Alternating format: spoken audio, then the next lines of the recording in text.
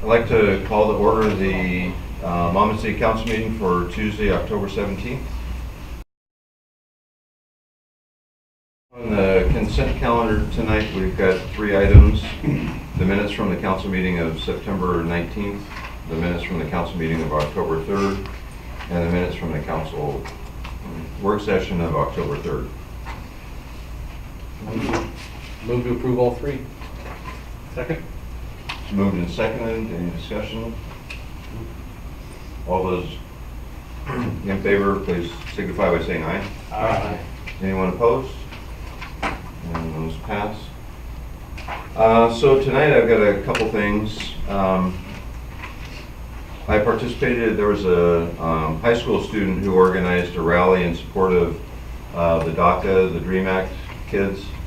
And they did a march from Western Oregon Stadium all the way to the Riverview Park in Independence on Sunday afternoon.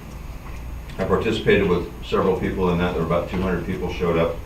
And it was a really good showing of support for our DACA students in the area.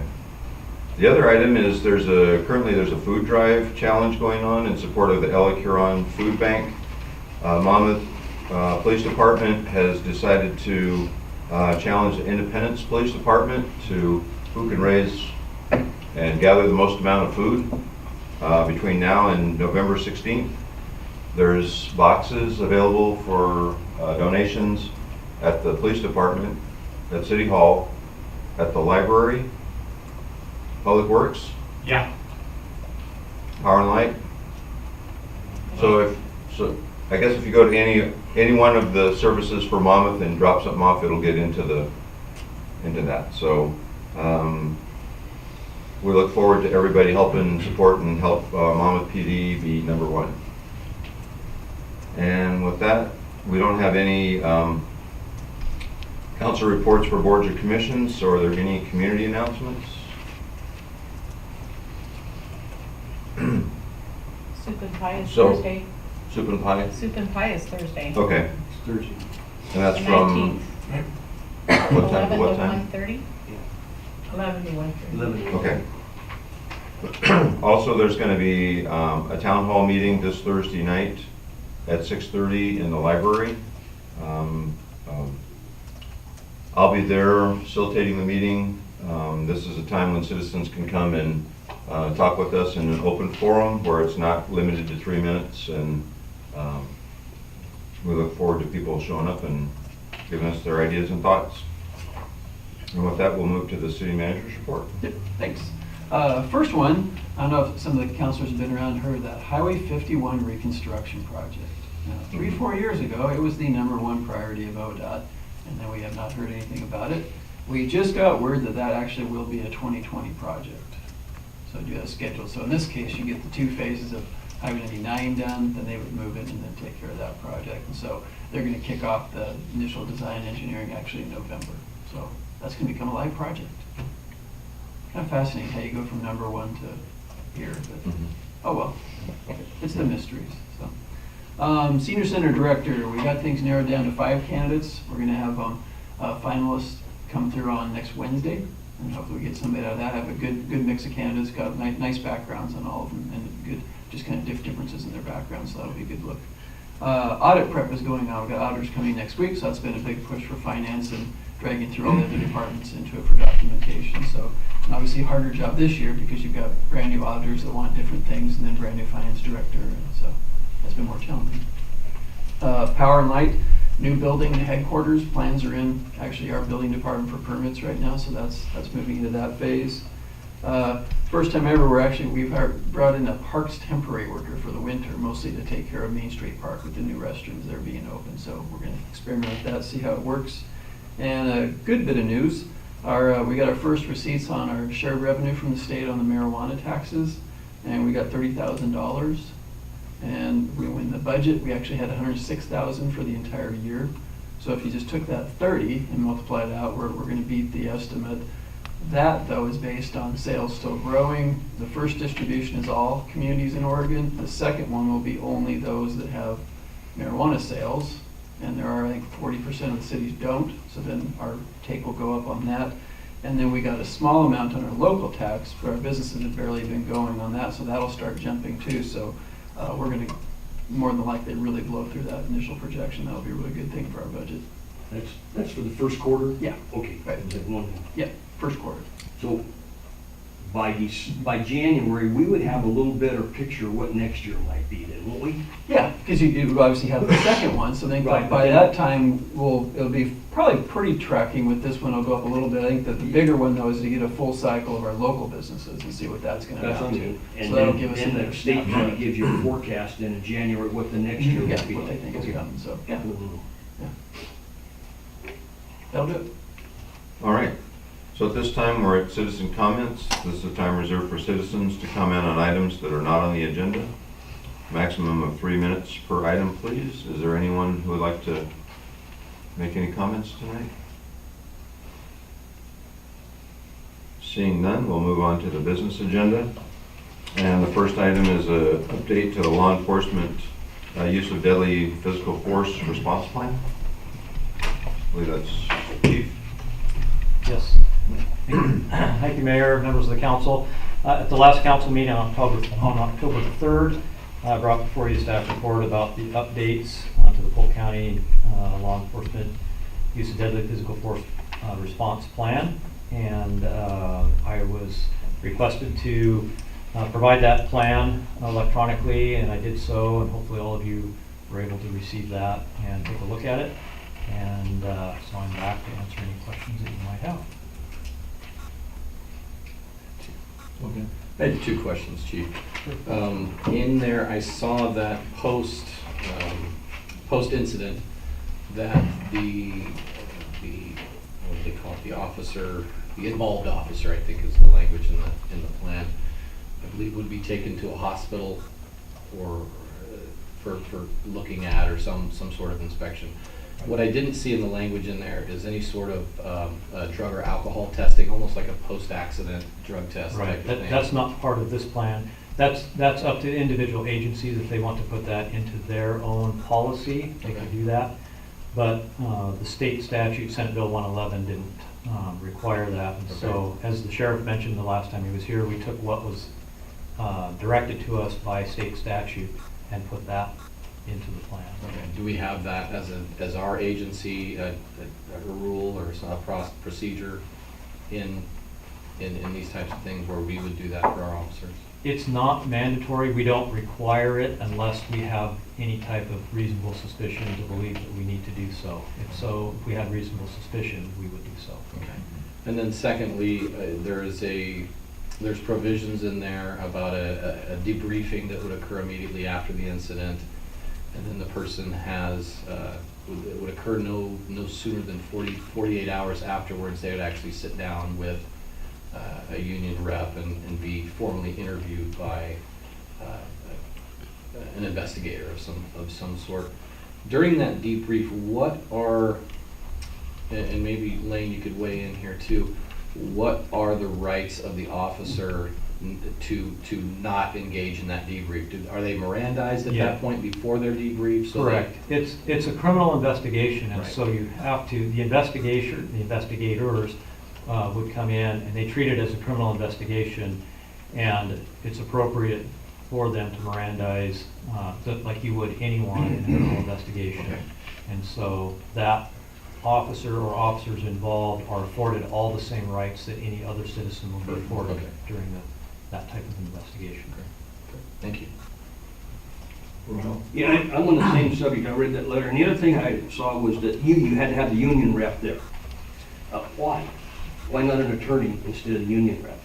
I mean, you memorize this guy, and we'll just say the officer or police or whatever it is.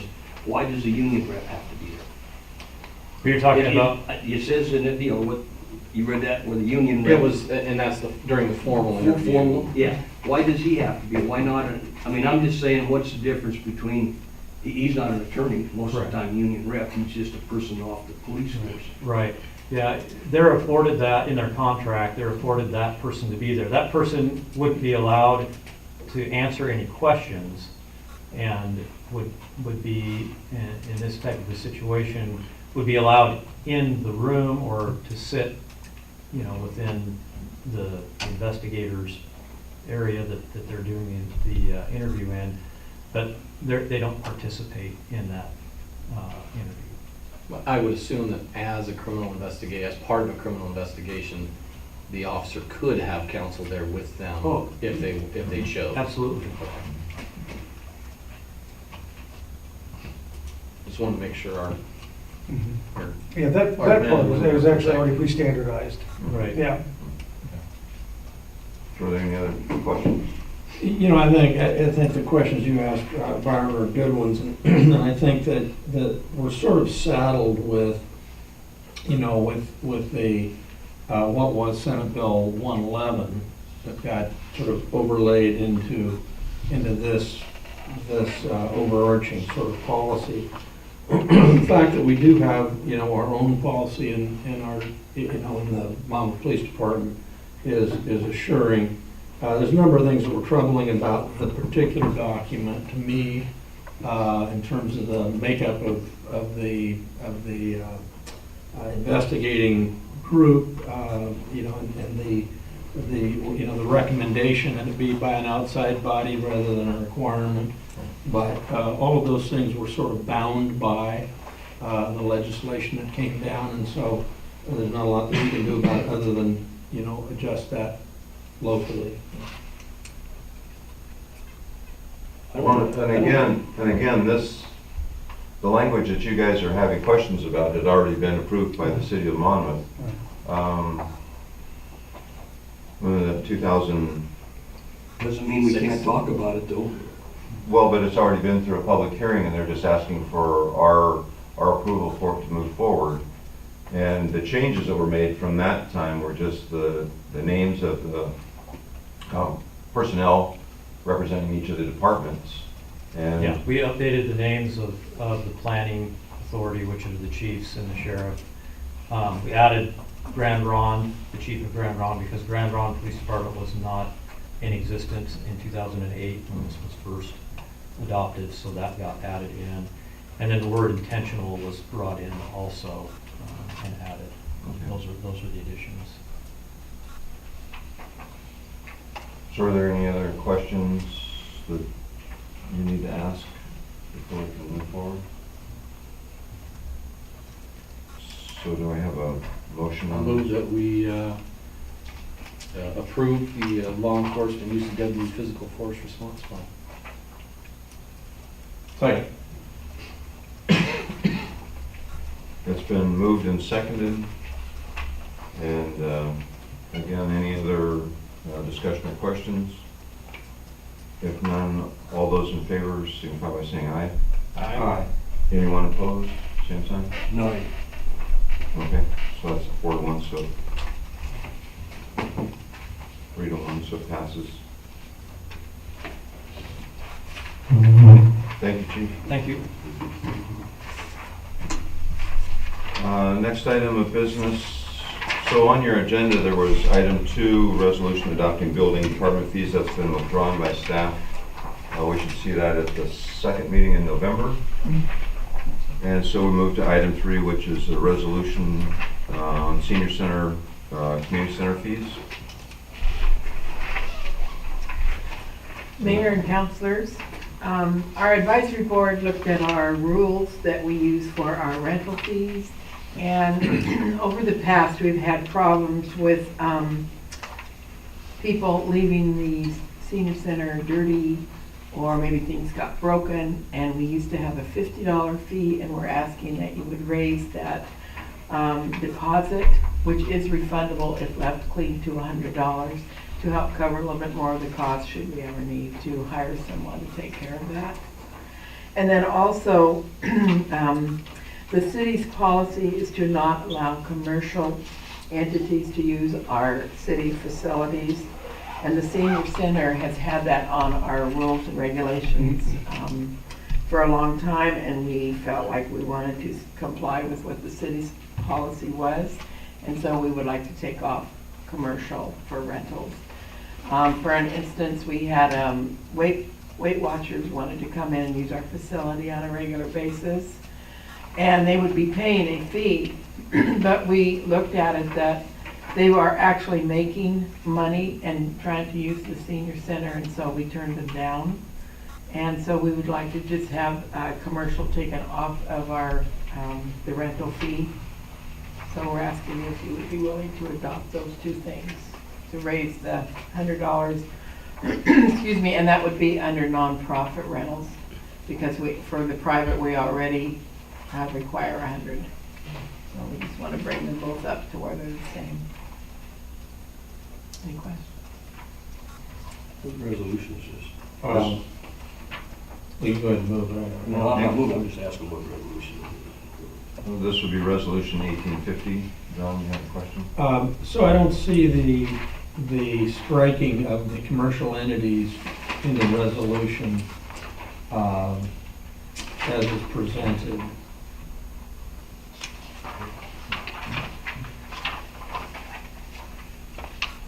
No, yeah, no, I see that, but is that somewhere, is that in another section? I believe it's where they've changed it, it just says nonprofit or private deposit Yeah. without kitchen. Nonprofit Instead or of private. nonprofit, private, or commercial. Right. It said all three originally. So the resolution is complete, apparently what you're lacking, or what you're doing I is just is didn't- a I compared highlighted- format that Right, shows yeah, what's being right, I don't- taken out. Yeah, didn't see she a- gave the report of what it is, but you don't see A that. strike Yeah. through or Right. something. Yeah, okay, well, I just wanted to make certain that we had everything in place Yeah. to move forward. I'm fine with it. I just didn't. Once you adopt this, it supersedes the prior resolution, and so since there's not a provision for commercial, then that would be off the table. Okay. So I have a question about terminology. So when you talk about commercial entity, you mean somebody coming in to use the facility to try to generate revenue? Yeah. What do you mean by, so what's the difference between, so what is private then? What does that mean? Private would be like someone having a party, maybe we have a lot of celebrations of life, that type of thing. Okay. So if a company wanted to rent it to have a training because there's lots of room and they were a for-profit company, they could not rent the space. Yeah, they wouldn't. Yeah, actually, and then what this brings consistent with all of our city facilities, I think the basic principle is that these are taxpayer-funded facilities, and they're not really there for private use like that, for profit use. We have people that have asked to use this for any number of, selling products, all the, the home type sales and different things, and we don't do that, nor in our parks either, except on special events. Bit different though than the example that Byron provides, and that is that somebody just wants to come in and rent the facility to have a training session of their own employees. Nothing's being sold, nothing's being, it's just, Partners in Community Living wanted to have a place to have a meeting, and so they're gonna rent that. Now that's a bad example. Yeah, because PCL is nonprofit. they're a nonprofit, but there may be, I don't know, I'm just trying to. Yeah, that one probably wouldn't be an outright commercial, probably where we would look at a hierarchy though, as having it available. We wouldn't want to get to the point where all of our rooms are now congested with private companies using it for meetings and various things. Right. We've always kept that more for nonprofit use and city use. But if they're paying though, why would you turn? Well, down that revenue? because it defers other people from using the space that are actually, it's a community building. We've also had cases where we've had just attorneys actually periodically have a hard place finding meeting places, and so they've asked to just use the volunteer hall or something for that, and we actually have denied that too. I guess I'm still struggling to understand why we would turn down revenue. If it's not being used, why would we turn down opportunities to generate revenue? I think it's the concern that once the word gets out, then all of a sudden we are getting lots of things scheduled, and then we wouldn't be able to do our own meetings here or other community groups. I think the principle is that we're trying to support ourselves, our own operations, nonprofits, kind of community uses rather than becoming just an events venue. Also clarification, they have to rent, a monitor is paid to be there the whole time. So the amount of profit that's made is not probably very much. Yeah, and it also comes down to the things like that. If we start opening up the senior center without monitors or this building, then we're back to that same issue. We rent it, and then we have to come in and check it, and then we have damages, and we don't have anybody to manage those things.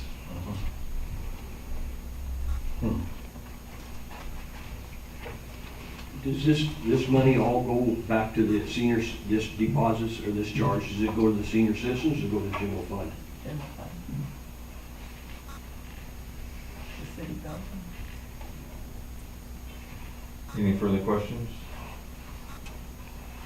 But to close that loop, but then the expense of running that carpet cleaner over something or hiring a professional person to clean it would be charged against the general fund, from which, Right, it is. in effect, It's all consistent. Right. Yeah. So again, this is Resolution 1850. I move to adopt Resolution 1850, a resolution adopting miscellaneous senior center fees and repealing conflicting provisions. Second. It's been moved and seconded. Any further questions or discussion? Hearing none, roll call, please, Phyllis. Counselor Carey, aye. Counselor Silvernagle, Aye. Counselor Schinkel, No. Counselor Johnson, Aye. And that resolution passes 3-1. And moving to the next item, this is a second reading and adoption of an ordinance.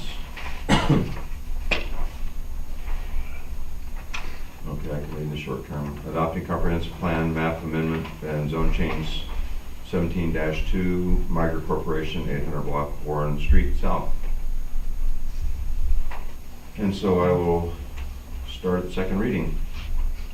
An ordinance amending the Monmouth Comprehensive Plan map designation for a certain parcel of real property located in 800 block of Warren Street South, known as Assessor Map Number 8483, Lot Number 800, for mixed density residential, from mixed density residential to high density residential, and amending the Monmouth zoning map designation of said parcel from mixed density residential to high density residential.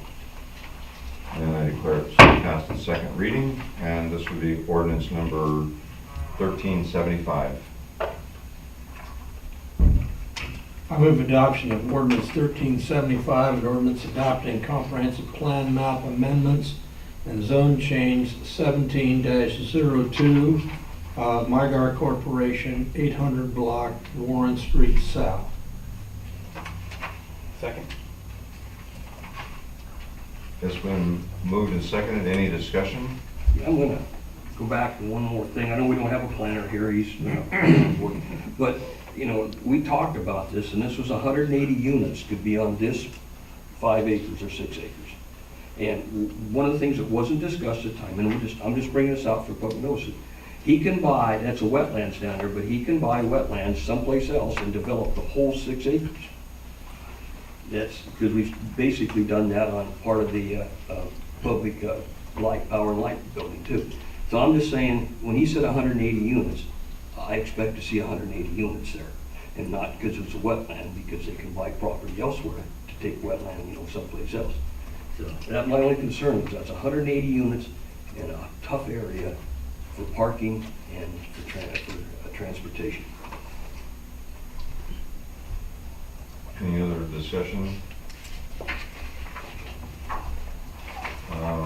So it's been moved and seconded. Roll call, please, Phyllis. Counselor Silvernagle, Aye. Counselor Johnson, Aye. Counselor Schinkel, Aye. Counselor Carey, Aye. And that passes 4-0. And our next item of business is an ordinance adopting legislative amendment 17-02. Did we, First reading. wasn't there, I thought last time we had some, Wait a second, this should be, yeah, no, that's right, yeah, one's a zone change, and one's a and one's legislative amendment, those are right. okay, Yep, Yeah, Did first Okay. reading last time. yep, you're right. yeah, okay. We're good. So an ordinance adopting legislative amendment 17-02, amending the Monmouth City Code Title 17, subdivisions and partitions. I declare it passed its second reading, and this is ordinance number 1376, I think, isn't it? Yes.